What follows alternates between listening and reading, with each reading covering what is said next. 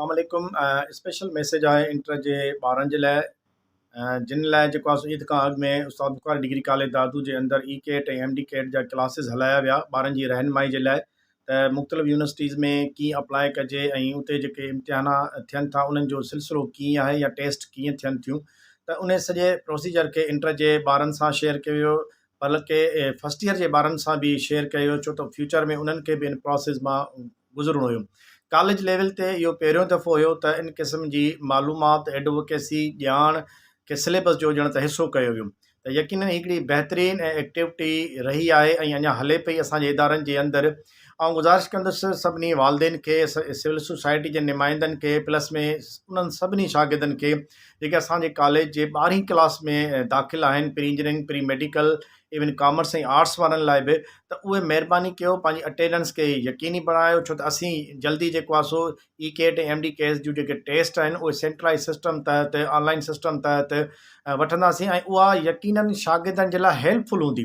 ॿार खे आसानी थींदी जॾहिं हू प्रोफेशनल डिग्रीज़ जे लाइ, प्रोफेशनल यूनिवर्सिटीज़ जे लाइ जॾहिं पाण वेंदो त हुनजे अंदरि हिकिड़ो एतमाद हूंदो, हुनजे अंदरि हिकिड़ो कॉन्फिडेंस हूंदो, उहो आराम सां पंहिंजूं टेस्टूं जेके आहिनि उहे क्लियर करे सघे थो। न सिर्फ़ु क्लियर करे सघे थो पर हिन तजुर्बे जे बुनियाद ते हू अञा खां बहितर डिग्री जी जेको आहे सो एडमिशन यकीनी करे सघे थो। त हीअ मैसेज ॿारनि जे लाइ आहे, ॿारनि जे वालदेन जे लाइ, त महिरबानी कयो पंहिंजे ॿारनि खे जेको आहे सो कॉलेज में मोकिलियो। उहे सभु सहूलियतूं जेके अव्हां पैसनि ते शाम जे टाइम ते मुख़्तलिफ़ तरीक़नि सां वठो पिया, उहे साॻी सहूलियत अव्हांखे उस्ताद बुख़ारी डिग्री कॉलेज दादू प्रोवाइड करे थो। अव्हांजे ॿारनि जे लाइ उहे सभु सहूलियतूं असां प्रोवाइड कयूं था।